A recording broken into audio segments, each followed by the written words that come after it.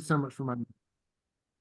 Okay, so Malcolm, this is dedicated to you this week, and we will all wish you a refuah shalema. Amen. Thank you. Well, yeah, we miss him here. We want him back. So let's put on the screen share for the donkeys. Here we are. Now, so there's two psukim about donkeys in the Torah, which we're going to look at. You'll see they're on this sheet here. So one says, when you see the donkey of the enemy lying under its burden and would refrain from helping it, you must nevertheless help it. That's one. And the other one says, if you see a fellow Israelite donkey or ox fallen on the road, do not ignore it. You must raise it together. So the Rabbanon look at these two psukim like this. They say, so I've got one verse which talks about unloading and one verse which talks about loading.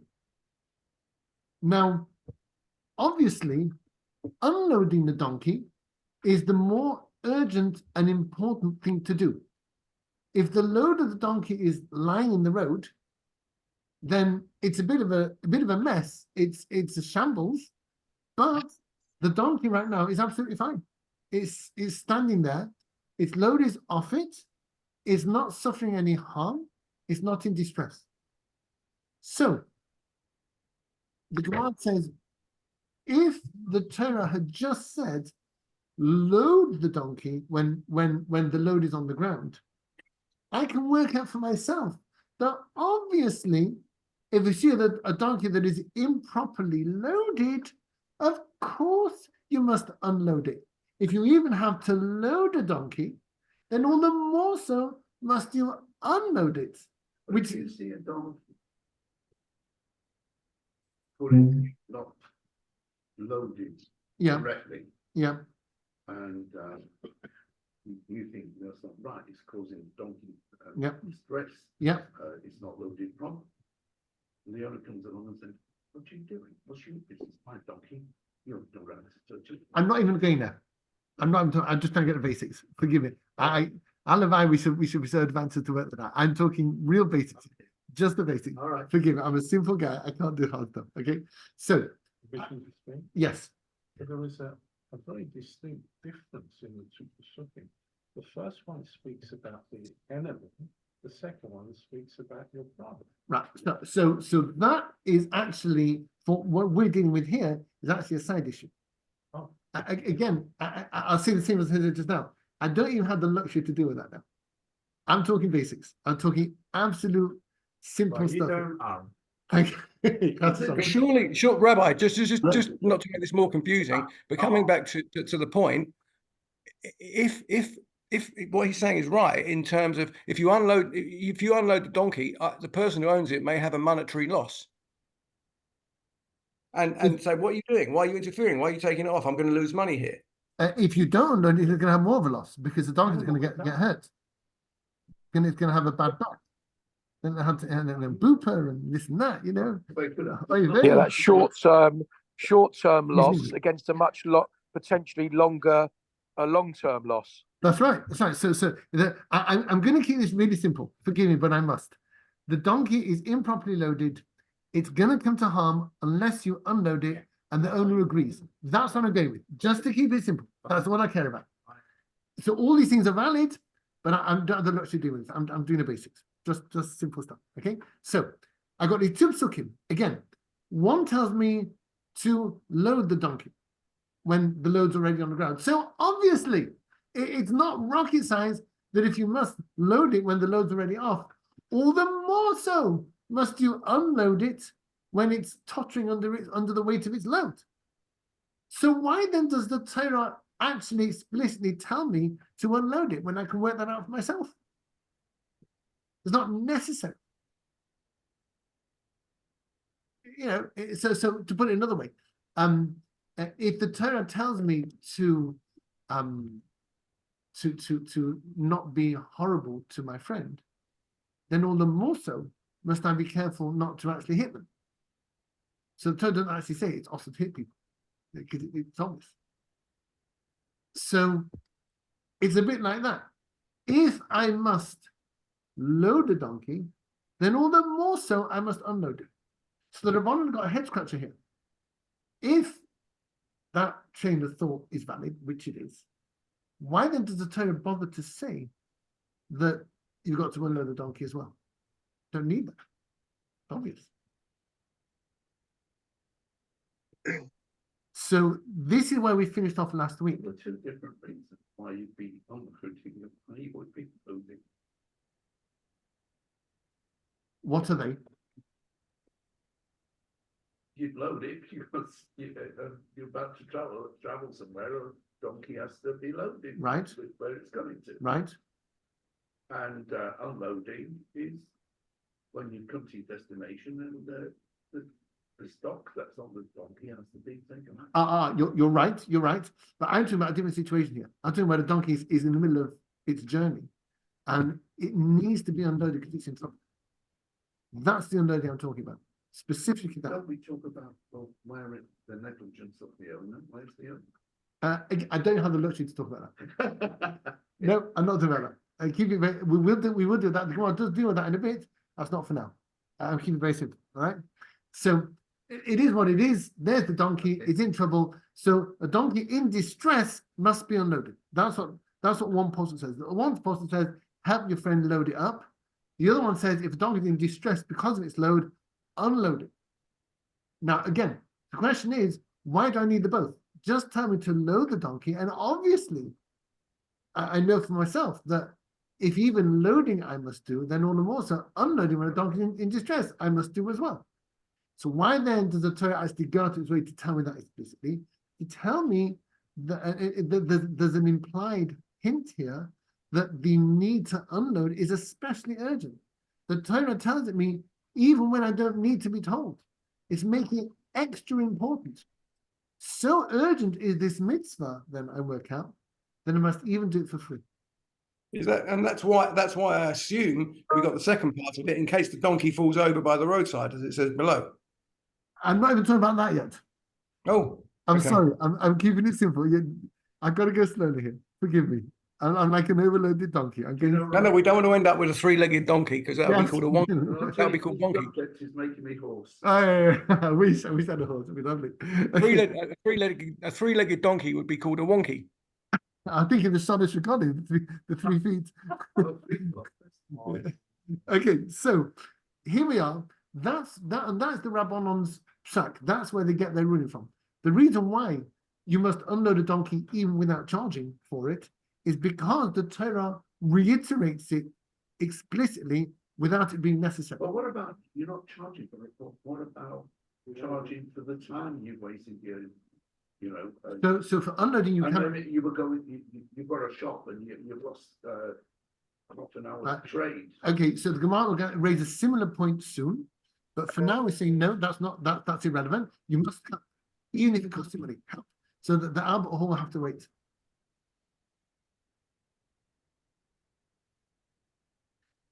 So there we are. Now, Reb Shimon disagrees. Reb Shimon says, I don't think either of these psukim is unnecessary. Because they don't actually know what they're talking about. Have a look. Have a look at the handout. Go on, just look up. Tell me which one's talking about what. Just for a laugh. So we've got these two verses here. Which one's loading, which one's unloading? Just for The first one seems to be unloading. Is it? No, the second one is, isn't it? First one's loading. When you see the donkey under its burden. So Colin said the first one's loading. First one's loading, second one's unloading. I could say the other way around. If I was feeling bloody minded, because the first one says it's got its burden on top of it. So obviously helping it means to unload it. And I could say that the second one, where it says raise the donkey up when it's fallen in the road, that means to load it up again, to get it going. I could see it that way. Or I think the first one suggests that you're loading it, and the second one suggests you've put too much on it. okay, so now again, Overload. minded, I'm going to argue with that as well. Why would you? Just a second. I'm going to forget this and say I need to hold that thought. I could say no, maybe the first one's about unloading because it's lying under its burden and it needs to be helped out of it. Someone under its burden needs to be unloaded. And the second one's about loading because you've got to help it up. Or no, maybe the other way around.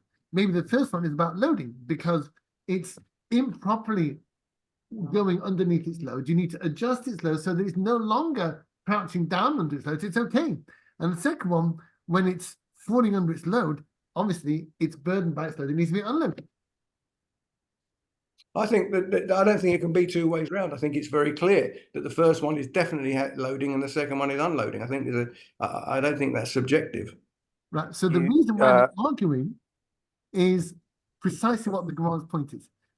We should be arguing about this because the Gemara conveys an argument between Rabbanan and Reb Shimon exactly on these lines. We're now walking in their footsteps.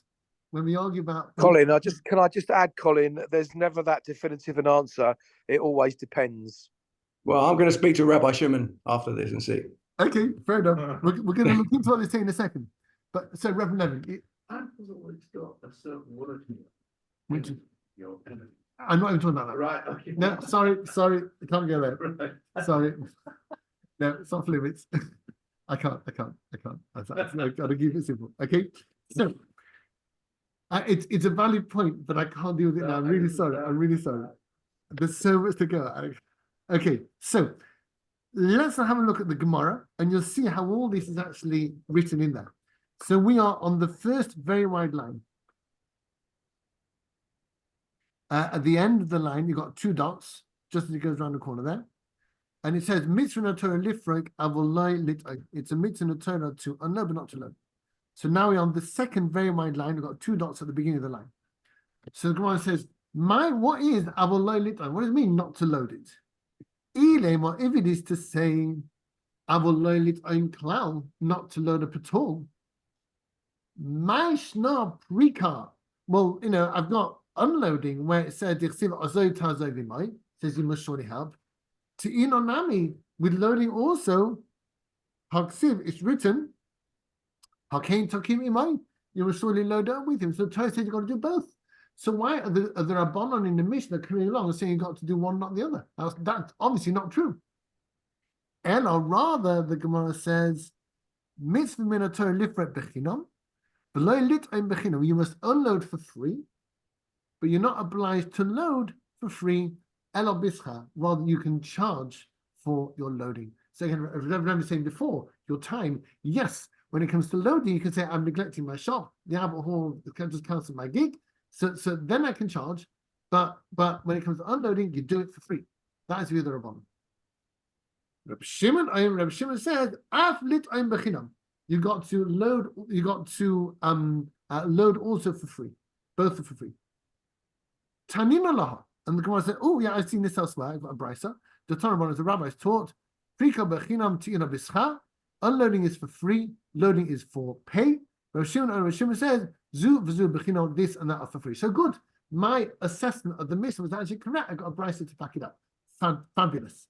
Now then, we are now 1, 2, 3, 4, 5, 6 lines up from the bottom, the second to last word on the line, and it says, my ta'amahu at the very end of the line now. Right. My Tamai Rabbanon. This is meat and drink. We know this now. What is the reason of the Rabbanon? So the Gemara says, Reb Shimon, if you want to say like Reb Shimon, that they're both for free, let the Torah just write loading, and it wouldn't need to mention unloading. And I will say, I'm not a fool, I can work this out.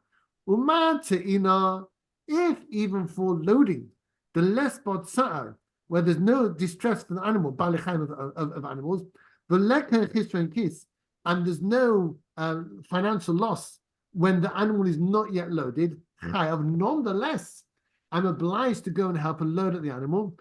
Rika, when it comes to unloading, the ispa, where there is in this because the donkey that's improperly loaded is suffering.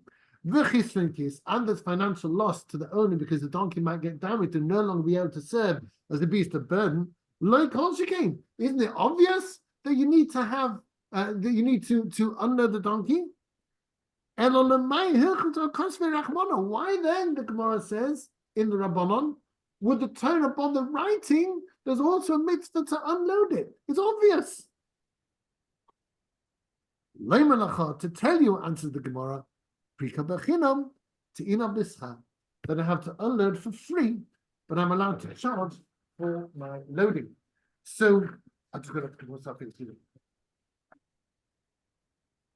So that is the rationale of the Rabbanon, that because they're both written and they don't both need to be written, it's telling us that the more obvious one, which is written redundantly in the Torah, is being written in the Torah to emphasize, to strengthen that mitzvah of unloading, to say, I've even got to do it for free. Full stop. That is the Rabbanon's rationale. That's why the Mishnah only mentions unloading, because unloading is for free, but loading you can charge. Great. Fine. Rabbanon are sewn up, easy peasy. What about Rav Shimon? Why does Rav Shimon argue? They make such a persuasive case. What's wrong with Rav Shimon? Rav Shimon, and the Gemara does it exactly that. 3 lines up. Rav Shimon, as for Rav Shimon, my time, what's his reasoning? And this is where it gets fun. Mishum, because the lameness sign me cry, the psukim aren't clear. I don't know what the psukim is saying, he says. I don't know what to make of them. Because the more you look at them, the less clear they become. If you don't look at them, they're easy. Don't just assume, oh yeah, one's loaded, one's unloaded. Fine. I get that. But the more you look at it, the harder it gets. They sort of disappear as you watch them. Let me show you again. Look at our handout. So first one says, a donkey lying under its burden, you must surely help. So that might mean adjusting the improperly loaded donkey so that it is properly loaded. If it's lying under its burden, the load's all skew with, you've got to put it straight and load it. Or I could say it means no. The donkey's can't move because of its burden. Unload the thing. So you load it on it. But actually, no. Now you come to mention it. Let's look at the other one, just for fun. The donkey's fallen down. What do you need to do? Well, obviously, if it's fallen down because of its burden, take the burden off. Or no, it says raise the donkey up, get it on its way. That means load it. So Rav Shimon says, I look at these psukim and I say, I don't know what it means. I just don't know. So whichever one you choose, I'll say, and this is where Rav Shimon gets really sharp, whichever posture you choose, I don't know what it means. I'm going to give that posture, whichever one you want, it's up to you. I can choose a posture, any posture. Whichever posture you choose, I will give that the more obvious mitzvah of unloading. I don't know about loading. Don't know. So if you want to have loading in there as well, I need to already have a mitzvah of unloading. So give me one pasuk. I'll say that's unloading. That's the more obvious one because animals in distress and it might get damaged. And the less obvious mitzvah of loading, give me a second pasuk. And I'll know that that's not the first one because I already know unloading from the first one. So the second one is for loading. And they're both the same, for free, gratis. How about? I'm so famished with this, Rabbi, that I think I just, I'm going to take the stuff off and loss and gain, as they say. Unload it and done. That you're meant to be tzimish because Rav Shimon's tzimish as well. He doesn't know what to do. So he says, I don't know what the psukim mean, he says, but I know I've got 2 of them. So my first one, I'll give it the more obvious interpretation of unloading. My second one, whichever one you want, I give it the less obvious interpretation of loading because I already know the more obvious one from the first one, whichever one I choose first. So my second one must be loading. Well, Colin has sort of led me into something. Go on in. Because while we're doing these mitzvahs, Yeah. there's you have to do it. What while you're unloading or loading, Yeah. and while you're bending down to pick up the next box of oil Yeah. or take off its back, Yeah. you decide to run away. I'm not telling you. Not telling you. I knew that. Yeah. I knew Yeah. all Yeah. my questions today. I'm sorry. Here's the thing. Colin led me into No, but you don't blame Colin. No, it's Hold on. What, it's a good question. Avram, what about if you're loading people you can't push them off, can you? If you're actually loading people on it, because they rode donkeys in the day, in those days, it could have been too much of a burden. We've looked at, yeah, no, so we can't deal with that now. We will deal with that. It's coming down the line about what happens to the donkey, and maybe there's other sorts of damage. What if you're wasting your time? What if you're wasting the owner's time? What if there are thieves around? We're going to deal with all of that. Not for now. But you're right. You're right. You said, you can I wish I could think like a Gemara does, but it's not for now. Okay, I'll just keep it very simple. I've got to. I'm really sorry. So, Is Reb Shimon trying to angle this deliberately to come out to say that you've got to do it for free? I don't know. Could be. I don't know. I'll tell you how it is. I don't know. Well, just listening to the way Rabbi you've just explained that, it sounds like he's sort of making the end justify the means. Could be. No, it's very legit because the much of the Gemara's work is that we know the halacha, we don't know where it comes from, so we're going to try to tease out from the sources where this halacha comes from. We're reverse engineering the halachas into the Torah. So it could well be that he's got a Masorah like this and he needs to find something to back it up. Yeah. Don't know. So unloading the donkey has to be, because unloading the donkey, you're taking the donkey away from pain, which has to be the Gemara view that you don't hurt animals, or so it has to be surely that you're unloading it, therefore you're freeing him from pain, or her. Has to be, no? Not necessarily. Again, we're going to do it. I'm sorry, I'm being so obstreperous. The Gemara later on will talk about whether whether or not this is a source in the Torah for preventing cruelty to animals. Yeah, that's what I'm thinking. I'm just thinking this is cruelty to animals, so therefore, and that's in the Torah, and therefore it has to be unloading. Has to be the okay, so that does weigh in the balance, as we've seen. It is acknowledged here, but the thing is, the Gemara is going to say maybe really it's all about preventing loss to the owner of the donkey because we want to stop his donkey being damaged, rather than causing harm to the donkey, rather than preventing harm to the donkey. So the Gemara is actually going to discuss this later on. But again, I can't deal with that now. I've got to keep it simple. So what we know is that Rabbanan say, I got one pasuk for unloading, which is obvious. Sorry, one pasuk for loading. Why then do I have the other one, which talks about unloading? That's unnecessary. So to tell you that unloading is for free. Reb Shimon says, not so fast. I don't actually know what the talking about at all. Therefore, I'm going to say that whichever one I choose first is going to talk about the more obvious obligation to unload. And whichever one is left over, I'm going to say it's about the less obvious obligation to load. Now we're going to see how the Rabbanan and Reb Shimon exactly analyze these verses. So let's look into that. Second to last line, forwards from the right. The Rabbanan, what will the Rabbanan say to Reb Shimon? And they'll say, Amayla Masami Kroin. Why are the psukim not clear? Hachag siv roveitz tachas masoi. Here in the first one on our handout, it says it's crouching under its burden. Hasam ksiv there, it's written neifnim baderech. The romo inhu v'tunahu ba'orcha. So where it and its burden are lying on the road. So obviously, say the Rabbanan, because it says in the first one that it's crouched underneath its burden, that is a donkey that needs unloading. And when it says in the second one, there are things falling in the plural, noiflim, they are falling in the road. It's about one donkey, but they are falling in the road. What are the things that are falling? One is the donkey, the other is its load. So the load is already off.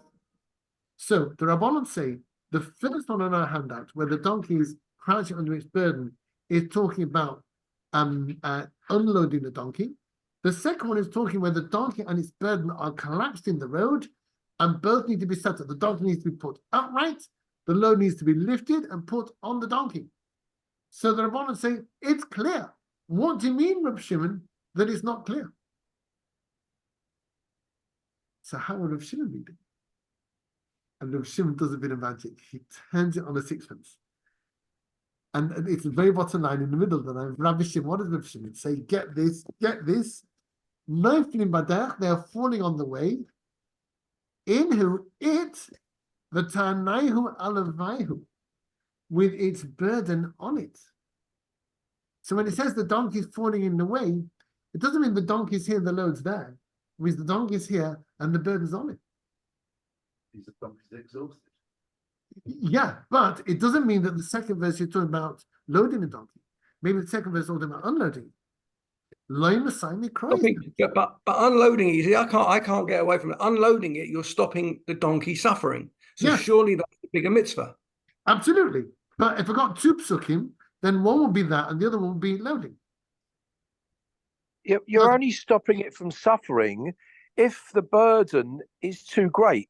Correct. Yeah. The donkeys can actually hold a huge amount of weight on their back without being in distress. Yeah. Well, it could be that the burden is improperly on it. It could be that the burden's not too heavy. It's just that it's been badly attached to the donkey. So it needs to be, maybe it's lopsided and needs to be straightened up. Or maybe It goes back to Abraham's view about mind your own business as well. I mean, now you've got to bring that in, again, surely. I'm assuming that's not the case. Okay. I'm just assuming that because I want to. I'm keeping it simple. I'm sorry. I've got to. So again, Reb Shimon says, I don't agree with you, the Rabbanon, that the second passage which says falling in the way refers to picking up the donkey and picking up the burden, which means loading it. I think that could just as well talk about a donkey falling in the way with its burden on it. So the second verse could be talking about a donkey that is in need of unloading, not loading. So I don't actually know, says Rav Shimon, what the verses are talking about. I could put it either way. So Rav Shimon says, all I know is I got two things to do with helping donkeys. Therefore, I'm going to assume one is about unloading, which is the more obvious one. And therefore, the extra passage is telling me something else, not only unloading, but loading. The Rabbanan say, not a bit of it. Crouching under its load, it needs unloading. Falling in the way, it needs loading. And that's that. And you can argue about it till kingdom come. It's a machlokes in a Mishnah. You and I shouldn't be happy if we resolve it. If we can argue the toss on it, that means we've understood the machlokes properly. It's better if we don't. But if you can only see one side of this, we've not understood the machlokes. If you can see it going either way, that means we've got it. So by not being able to resolve it, we've understood it. That's the one. So what did you say by not being able to resolve it? What was the last thing? Understood it. Because it's an unresolved machlokes in the Gemara. If it was obvious one way or the other, then Rabbanan Shimon wouldn't be arguing about it. It's almost a sort of matter of there's the expression. Rabbi Liebman from the erstwhile the Kola told me the expression in Aramaic, according to in Aramaic, is aliba de, which literally means by the heart of so-and-so. It comes down to a gut feeling.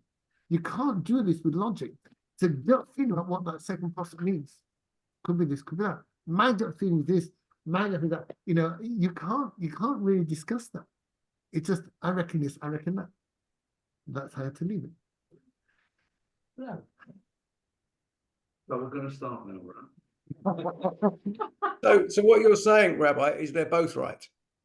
I'm saying that each has a valid point of view. Yeah, I'm saying that. They're not right or they're not wrong. It just is. Yes. Effectively. Yes. It is. There isn't a right or a wrong.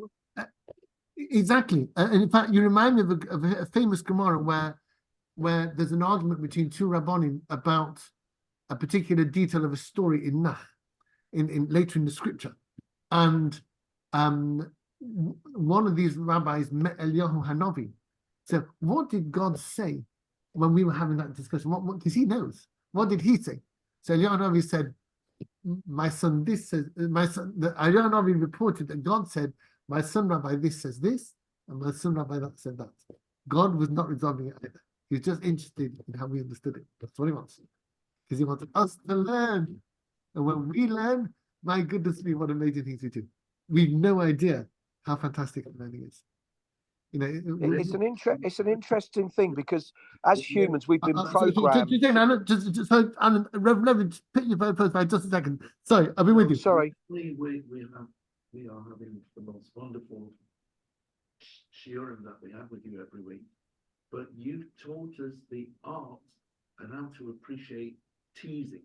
Yeah, I do like to tease. Yeah, yeah. Sorry, Alan, you were saying thank you. Alan, I'll Yeah, tell you, I was going to say it is very interesting as humans that all of us have been programmed to believe that everything has to have a label or everything has to be right or everything has to be wrong. But actually, in the Hashem's world, everything just is. It's us that put the labels on everything: good, bad, right, wrong, black, white, everything. Everything just is. And then we as humans, with our thoughts and everything, create the beliefs and patterns around everything. But yeah. everything is really is an opinion. It everything can be anything as you want it to be. You're